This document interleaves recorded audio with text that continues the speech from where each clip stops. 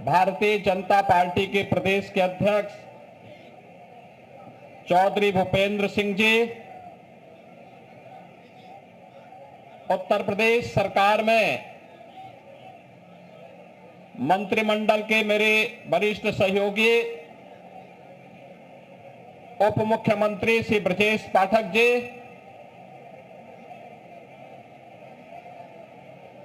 प्रदेश सरकार के मंत्रीगण,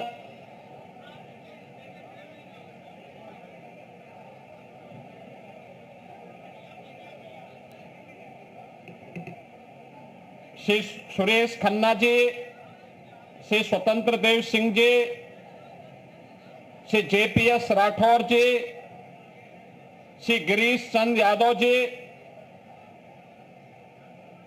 भारतीय जनता पार्टी के प्रदेश के संगठन महामंत्री श्री धर्मपाल जी,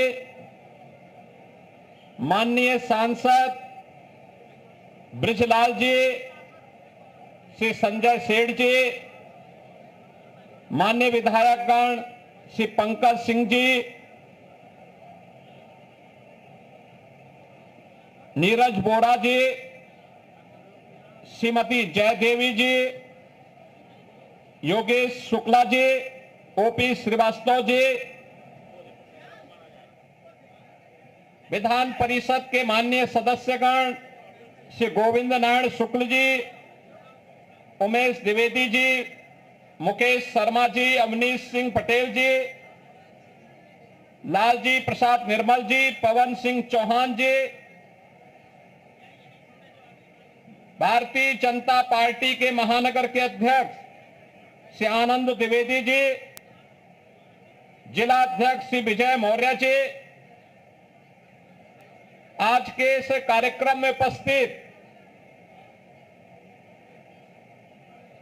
सभी पूर्व सैनिकगण, विभिन्न सामाजिक संगठनों के उपस्थित स्वयंसेवकगण, भारतीय जनता पार्टी के सभी कार्यकर्तागण और उपस्थित सभी नौजवान साथियों, पूरा देश भारत की सेना के शौर्य और पराक्रम को सैल्यूट करते हुए अपने बहादुर जवानों का अभिनंदन करने के लिए उतावला दिखाई दे रहा है। ऑपरेशन सिंदूर की सफलता के लिए हम सब प्रदेशवासियों की ओर से देश के यशस्वी प्रधानमंत्री जी का हृदय से अभिनंदन करते हैं। बहनों और भाइयों, 22 अप्रैल जम्मू कश्मीर के पहलगांव में पर्यटकों के साथ जिस प्रकार की बीभत्स और बर्बर घटना को पाकिस्तान परस्त आतंकवादियों ने अंजाम दिया था, पूरा देश और पूरी दुनिया ने उसकी निंदा की थी। आतंकवाद का पोषक पाकिस्तान और उसके आका इस पूरी घटना में मौन बने रहे। स्वाभाविक रूप से भारत के आन मान शान की रक्षा करने के लिए प्रतिबद्ध हमारी सरकार ने जब ये सारे के सारे प्रमाण देने के बाद भी पाकिस्तान अपनी हरकतों से बाज नहीं आया,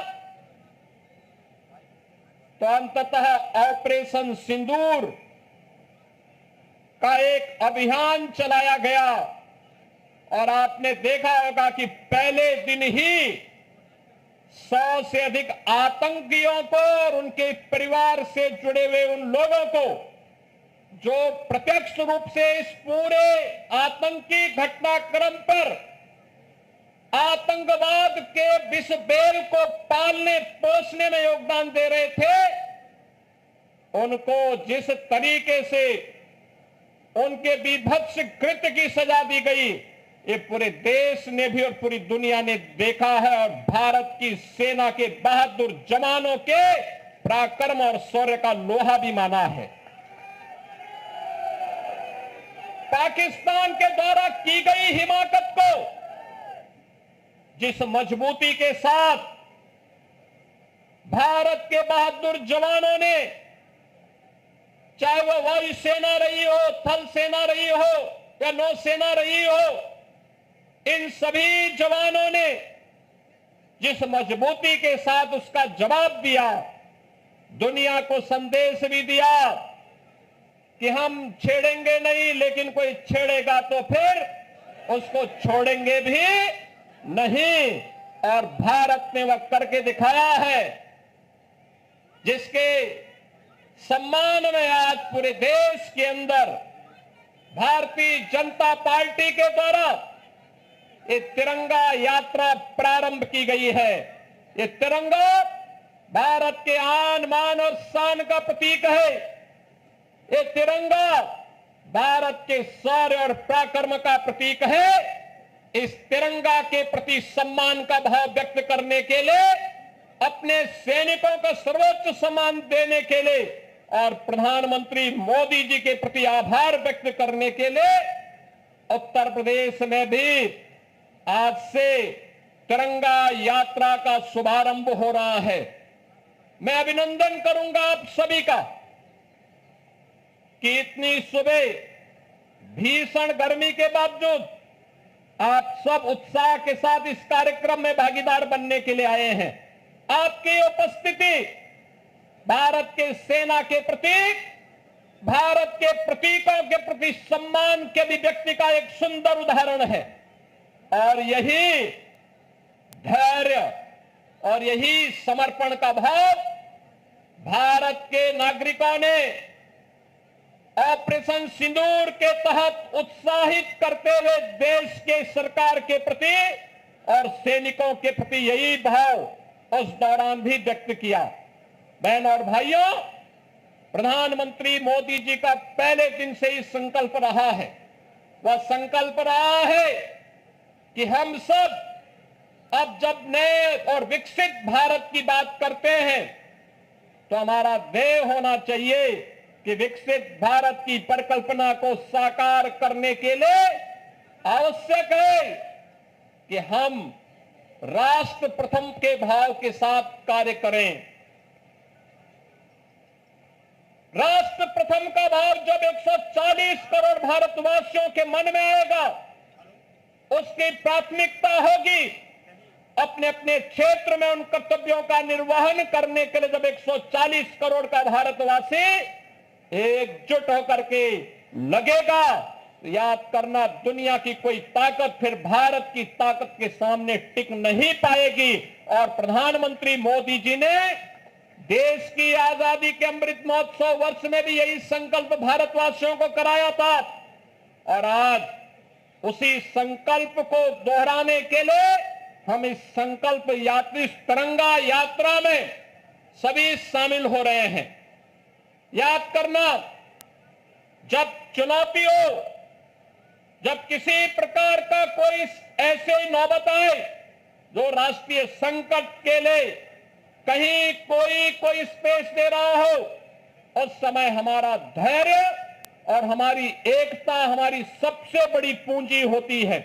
और उसी धैर्य और एकता के इस माहौल में भारत ने अपने बहादुर जवानों के नाते पाकिस्तान के हौसले पस्त करते हुए, आपने देखा होगा कि पाकिस्तान और उसके आका किस प्रकार की शरारत में उतर आए थे।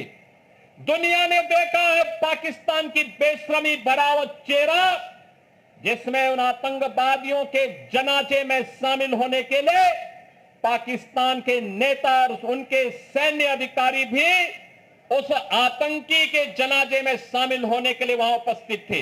ये चीजें दिखती है कि पाकिस्तान एक विफल राष्ट्र है।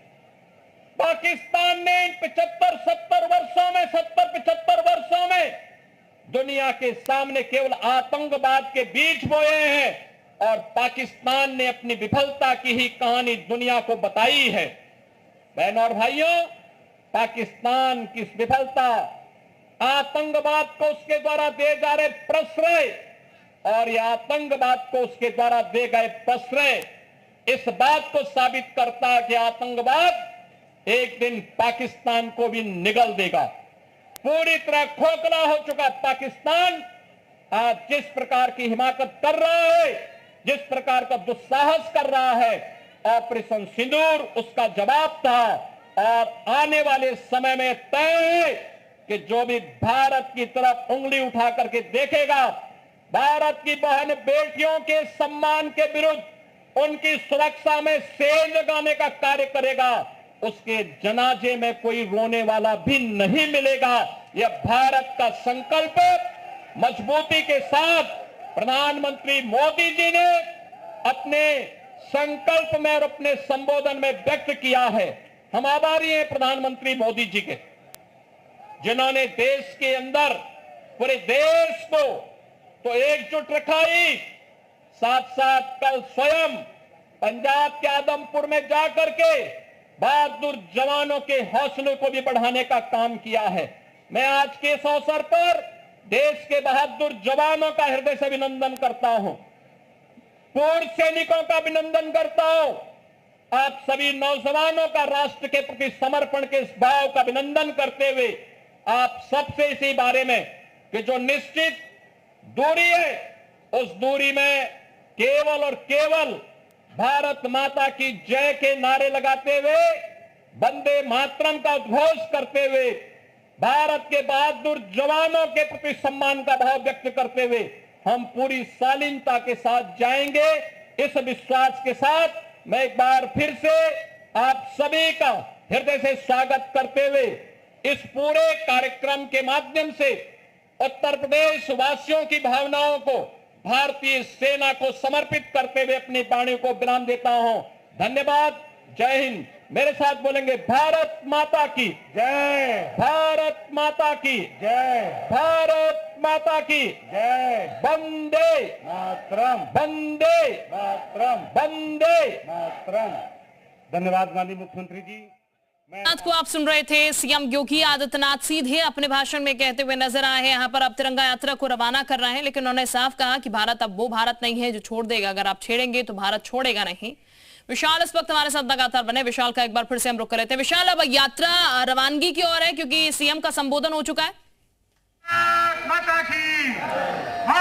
बिल्कुल, उत्तर प्रदेश के मुख्यमंत्री योगी आदित्यनाथ आज यात्रा को जो है हरी झंडी दिखा रहे हैं। आप तस्वीरें देख सकते हैं कि इस वक्त मुख्यमंत्री आवास पर ये यात्रा जो है वो निकाली जा रही है और ये तस्वीरें आप देख सकते हैं कि यहाँ पर इस वक्त मुख्यमंत्री योगी आदित्यनाथ इस यात्रा में शामिल हो रहे हैं। और ये तस्वीरें आप देख सकते हैं कि इस वक्त ये तस्वीरें जो है ये तस्वीरें आपको हम दिखा रहे हैं कि इस वक्त यहाँ पर मुख्यमंत्री आवास पर जो है सीएम योगी आदित्यनाथ इस यात्रा में शामिल हो रहे हैं। और ये आपको तस्वीरें दिखा रहे हैं कि यहाँ पर ये तस्वीरें जो है ये तस्वीरें मुख्यमंत्री आवास की है, जहाँ पर खुद सीएम योगी आदित्यनाथ इस यात्रा की अगुवाई करते हुए नजर आ रहे हैं। लगातार हम आपको एक तस्वीरें यहाँ पर दिखा रहे हैं कि ये तस्वीरें जो है आप देखते हैं खुद हाथों में तिरंगा लिए हुए सीएम योगी आदित्यनाथ और deputy CM Brajesh Pathak, UP सरकार है मंत्री स्वतंत्र देव सिंह, तमाम यूपी सरकार है मंत्री जो है वो यहाँ पर मौजूद हैं। और यात्रा जो है वो अलग अलग जगह जाएगी। आज से उत्तर प्रदेश में तिरंगा यात्रा की शुरुआत हो चुकी है और ये तस्वीरें जो है हम इस वक्त मुख्यमंत्री आवास पर दिखा रहे हैं कि इस वक्त यहाँ पर आप देख सकते हैं कि सीएम योगी आदित्यनाथ खुद यात्रा की अगुवाई करते हुए नजर आ रहे हैं। सीएम आवास पर ये